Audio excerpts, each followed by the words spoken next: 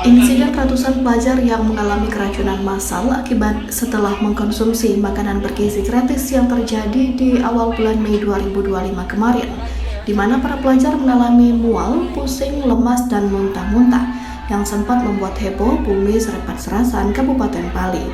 Kini, setelah hasil uji sampel makanan oleh Balai Laboratorium Kesehatan Masyarakat Palembang, di mana sampel yang diambil yaitu nasi, sayur, lauk, air, dan bekas muntahan para pelajar.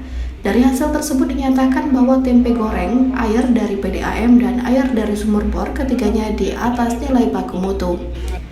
PLT Kepala Dinas Kesehatan Pali Andre Fajar Wijaya menyatakan hasil ini mereka terima dari Balai Kesehatan Masyarakat Palembang yang menyatakan dari sampel yang ada ditemukan 3 yang di atas nilai baku mutu.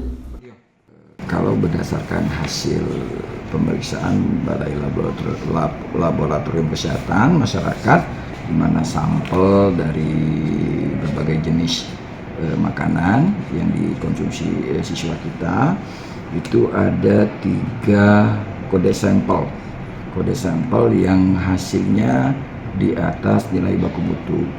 Yang pertama adalah tempe yang sudah digoreng, kemudian yang kedua air yang bersumber dari sumur bor, kemudian yang ketiga air yang bersumber dari PDAM. Sementara itu, pihak pengusaha tempe di Kabupaten Pali merasa keberatan dengan hasil ini dan merasa dirugikan. Jadi sekarang maksud itu bingung kami, kalau memang dari tempe jelas ke dari manonyo kayak itu nah.